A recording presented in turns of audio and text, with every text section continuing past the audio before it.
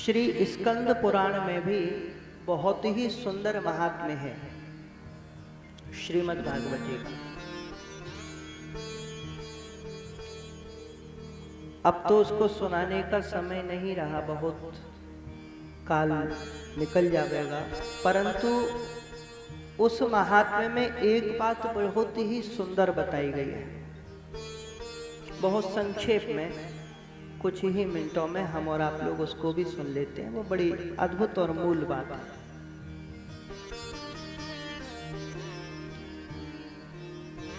प्यारे श्याम सुंदर भगवान श्री कृष्ण चंद्र जब व्यावहारिकी लीला में इस संसार को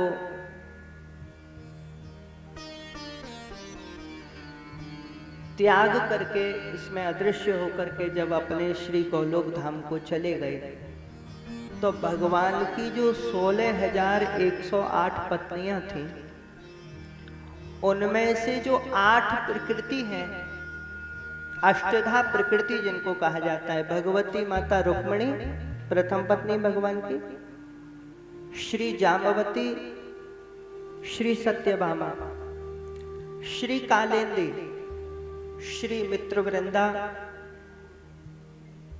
श्री सत्या, श्री भद्रा, श्री लक्ष्मणा, ये 8 पटरानियां तो भगवान में ही समाहित हो गई, क्योंकि ये प्रकृति की स्वरूपा हैं, प्रकृति में जाकर के मिल गई। परंतु जो 16,100 और रानियां थी भगवान की, भगवान ने अर्जुन को आदेश दे दिया था, इनको द्वारिका से आप ब्रज में ले जाना। रास्ते में ही, मार्ग में ही भीलों ने लूट लिया। वही अर्जुन है, वही बाण है, पर पराक्रम नहीं रहा। क्यों नहीं रहा? क्योंकि ठाकुर जी चले गए। जो प्रत्यक्ष थे, सहायता करते थे, पग पग भगवान को देख देख करके उत्साह बढ़ता था अर्जुन को। भगवान ने श्रीमद् भगवद गीता में अर्जुन को सिखा दिया था, अर्जुन बहुत लंबी चौड़ी बात नहीं है, मां मनुस्मर युद्ध च, मेरा स्मरण कर और युद्ध कर। अपने आप को कर्ता मत मान कि मैं मार रहा हूं, मैं युद्ध कर रहा हूं। तूने कर्ता माना है, इसलिए तुमको विषाद हो रहा है, इसलिए तुमको दुख हो रहा है, इसलिए तुमको ऐसा प्रतीत हो रहा है कि ये सामने मेरे अपने मरने वाले हैं और मैं मारने वाला हूं। धीरे से कन्हैया बोले, अर्जुन इन कौरवों की आयु तो मैंने पहले ही हर ली है, ये तो मुर्दे हैं, तुझे बस मरे मरायों को मार के केवल कर्तव्य पूरा करना है। तो भगवान जब मुस्कुरा मुस्कुरा के देखते थे ना, तो अर्जुन को बड़ा बल मिलता था। पर आज प्यारे प्रभु प्रत्यक्ष में नहीं दिखते, तो अर्जुन का सारा बल, सारा उत्साह, जो तेज था, वो सब समाप्त हो गया। साधारण जंगली भीलों ने लूट लिया, लुटे पिटे चले आए, ब्रज में छोड़ दिया रानियों को। रानियां बहुत दुखी थी, भगवान का विरह सताता था, बहुत रोती थी। कभी कभी ऐसी तड़प उठती थी, क्योंकि आप लोग तो जानते हैं प्यारो कि हर रानी के साथ भगवान ने 16,108 महल बनाए थे, 16,108 रूप धारण करके रहे थे। हर रानी के साथ भगवान ने पूरा जीवन व्यतीत किया। इसीलिए तो भगवान को योगेश्वरेश्वर कहा गया है भागवत जी में। भगवान योगेश्वरेश्वर, योगी नाम ईश्वर योगेश्वर। समस्त विश्व ब्रह्मांड के जितने भी योगी हैं, उनके जो ईश्वर हैं उनको योगेश्वर कहते हैं। और जितने भी योगेश्वर हैं अनंत ब्रह्मांडों में, उन सबके भी जो ईश्वर हैं उनको योगेश्वरेश्वर कहते हैं। योगी नाम ईश्वरः योगेश्वरः तेषामपि ईश्वरः योगेश्वरेश्वरः, उनके भी ईश्वरों के भी ईश्वर। तो हर रानी को बहुत स्मृति होती थी ठाकुर जी के, बार बार याद आती थी, बार बार नेत्र सजल हो जाते, कभी कभी हूक उठती थी, पर हर रानी यही सोचती थी किसको बताएं, किससे कहें कि हमारे प्राण प्रियतम हमें कितना प्रेम करते थे। कोई क्या ही समझेगा। पर जब ये ब्रज में आई तो भगवान की चौथी पटरानी श्री यमुना जी का दर्शन हुआ। कालिंदी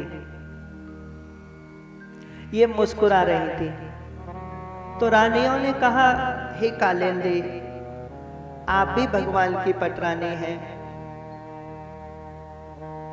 भगवान तो आपको भी त्याग के चले गए, फिर आपको दुख क्यों नहीं होता? आपके नेत्रों में अश्रु क्यों नहीं है? आपके श्री मुखारविंद पर ये प्रसन्नता कैसे है? श्री यमुना जी बहुत प्रसन्न हुई, बोले, रानियों, ये ब्रज है, ब्रज की अलवेली सरकार है श्री राधा रानी। श्री यमुना जी कह रहे हैं, लाओ थोड़ा प्रसंग छिड़ ही गया है तो कुछ एक आधे श्लोक आने देते हैं।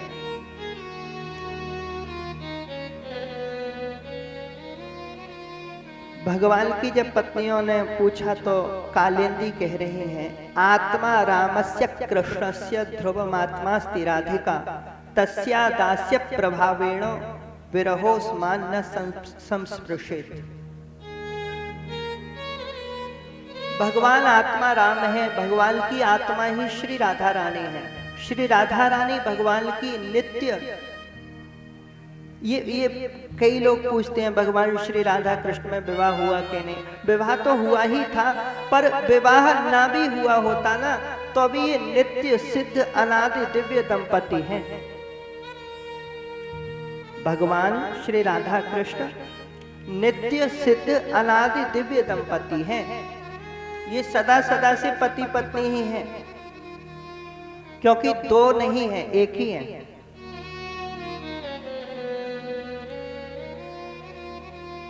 जो ब्रज में आए और श्री राधा रानी की शरण ग्रहण करे, श्री कालिंदी कह रहे हैं, उसको ठाकुर जी का विरह नहीं सताता है। तस्या दास्य प्रभावेण विरहोस्मान न संस्पृशेत। उनके दास्य के प्रभाव से मुझे विरह का स्पर्श नहीं होता है।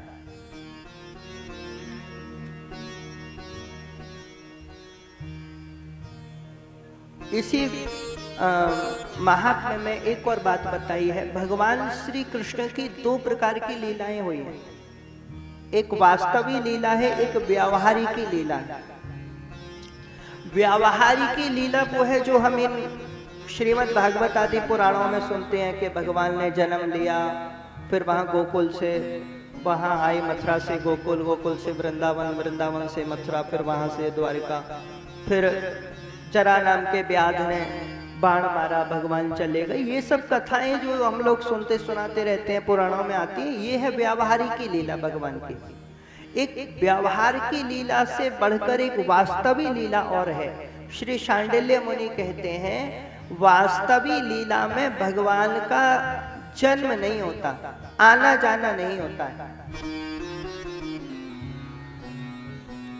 ठाकुर जी की वंशी के अवतार श्री हित हरिवंश चंद्र महाप्रभु कहते हैं, चंद्र मिटे दिनकर मिटे, मिटे त्रिगुण विस्तार, पे दृढ़व्रत श्री हरिवंश को मिटे न नित्य विहार। सूर्य चंद्र भी मिट जाते हैं, सृष्टि भी समाप्त हो जाती है, पर भगवान श्री राधा कृष्ण का युगल सरकार का ये संपूर्ण संसार के स्वामी है, इनका नित्य विहार कभी समाप्त नहीं होता है। श्री राधा रानी हमारे ब्रज की, इनके लिए एक शब्द आता है ब्रज रखवारी। ब्रज के साहित्य को जब आप कभी पढ़ेंगे, ब्रज के संतों से मिलेंगे, किशोरी जी के लिए एक शब्द आता है ब्रज रखवारी। जबकि व्यावहारिक लीला में आप लोगों ने खूब सुना ही होगा, कालिया मर्दन किसने किया? कन्हैया ने। गोवर्धन किसने उठाया? कन्हैया ने। बड़े बड़े राक्षसों को किसने मारा? कन्हैया ने। श्री जी ने तो आज तक कोई राक्षस मारा नहीं, परंतु ठाकुर जी के लिए ब्रज के ही साहित्य में ब्रज रखवारा शब्द नहीं आया। पर श्री किशोरी जी ने ऐसा कोई राक्षस कभी नहीं मारा, पर फिर भी इनके लिए ब्रज रखवारी शब्द आया है। क्यों?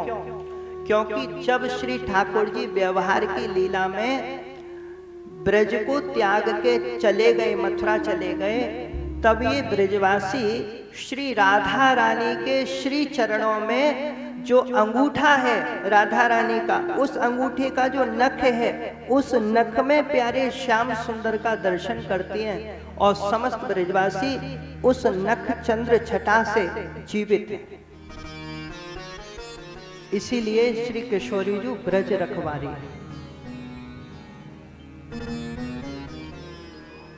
उनकी जो शरण में चला जाता है, हे देवियों, मेरा अपना अनुभव है, उसको कभी ठाकुर जी का विरह नहीं सताता है। तस्या एवांश विस्ताराः सर्वाः श्री कृष्ण नायकाः।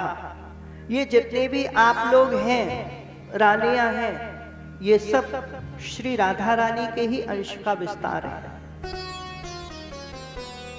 इस जगत में जहां कहीं भी प्रेम तत्व रस प्रकट होता है, वह श्री राधा रानी की कृपा से ही होता है। इसीलिए आप लोग मेरी बात मानियो, श्री राधा रानी सरकार की शरण ग्रहण करो। ये रोना ढोना, ये विरह आपका छूट जाएगा।